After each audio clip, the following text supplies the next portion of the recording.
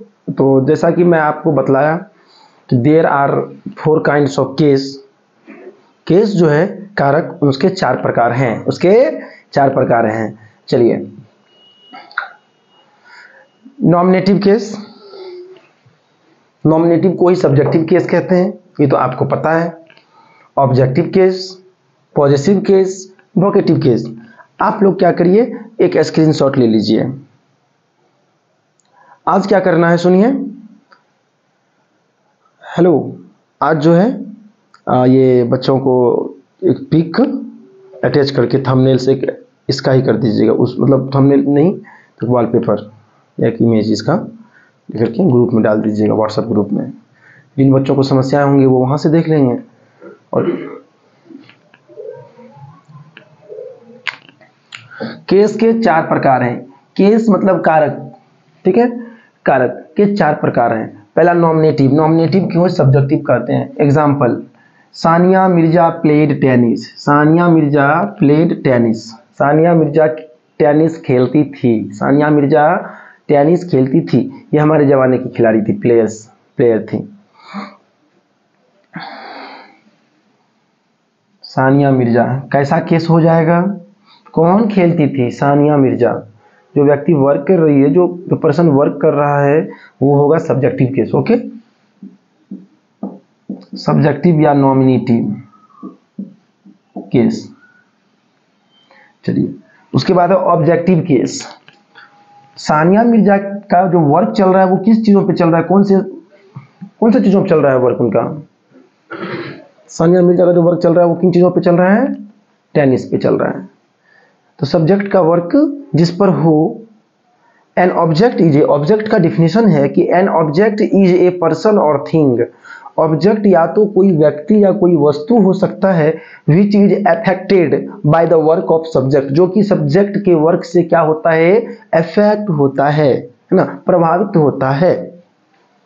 Objective case, Sania Mirza का work tennis पे हो रहा है, प्रभावित, टेनिस, ये होगा ऑब्जेक्टिव केस।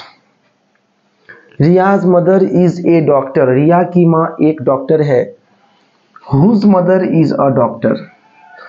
इसमें आपको सब्जेक्टिव केस खोजना है, तो आप व्हाट से क्वेश्चन लगाइए। मैं तो आपको बतलाता हूँ सेंटेंस में सब्जेक्ट को खोजने के लिए सब्जेक्ट खोजिए, नॉमिनेटिव केस खोजिए, या आप सब्जेक्टिव केस कह लीजिए, तीनों बराबर है, सेम है, बातें सेम है, ठीक है।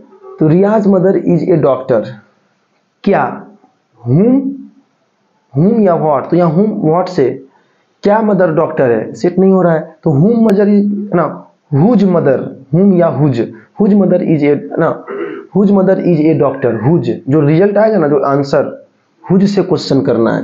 वाक्य का पॉजिटिव केस पता करने के लिए हुज से क्वेश्चन करना है।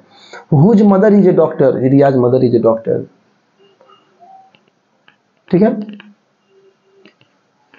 देखिए, रिया किसकी माँ, Riya, positive case. Ravi give me the book, ये क्लासेस, ये आपकी क्लास है, तो मैंने इनसे बोला, आवाज लगाया कि राकेश कोई वर्क, राइटिंग वर्क कर रहा है, कोई रीडिंग वर्क कर रहा है, तो मैंने इसे आवाज लगाया, Rakesh please give me the book, give me the book, मुझे वही किताब दो। तो मैंने पहले आवाज लगाया। तो जिन व्यक्ति को आप आवाज लगाते हो ना, वही आपका वोकेटिव केस हो जाता है। जिन व्यक्ति को आप आवाज लगाते हो वही आपका वोकेटिव केस हो जाता है, ठीक है। तो नॉमिनेटिव या सब्जेक्टिव केस, सेंटेंस में जो व्यक्ति काम करता है, सेंटेंस में जो व्यक्ति काम करता है, नॉमिनेटिव केस है ना, उस व्यक्ति का वर्क जिस चीजों पे हो रहा है, ऑब्जेक्टिव केस। सेंटेंस में हम किसका या किसकी से प्रश्न करेंगे, अगर आंसर कुछ नहीं आ रहा है तो सेंटेंस पॉजिटिव केस का नहीं है। अगर सेंटेंस आ रहा है, so whose mother is a doctor, किसकी माँ, रिया की माँ, पॉजिटिव केस। किसी व्यक्ति को कुछ पुकार के कहेंगे, जैसे Divyanshu give me a glass of water, Divyanshu give me a glass of water, Divyanshu shut the door, Divyanshu you are a very good boy. तो जो आवाज लगा रहे हैं ना, जैसे Golu you are why you are coming late, आवाज देना है किसी को और पुकार के अपने और ये करना है, वोकेटिव केस। ठीक है, कुछ एग्जांपल्स दिए गए हैं, आप क्या कीजिए इनको एक बार एक नजर से देख लीजिए, स्क्रीनशॉट ले लीजिए, देख लीजिए।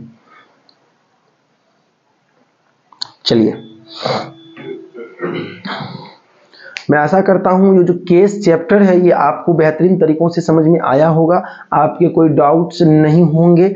यदि कोई डाउट्स हैं तो मैं बार बार आपसे कहता हूं आप कमेंट में डाउट्स लिखें, मैं आपको जो उसका कॉन्सेप्ट जो डाउट्स है मैं आपको डाउट्स का reply as soon as possible मैं तुरंत करूंगा। ठीक है, और दूसरी बात है कल आज इस टॉपिक को यहीं एक विराम देते हैं। ओके, थैंक यू, जय जवान जय किसान, बेस्ट ऑफ लक।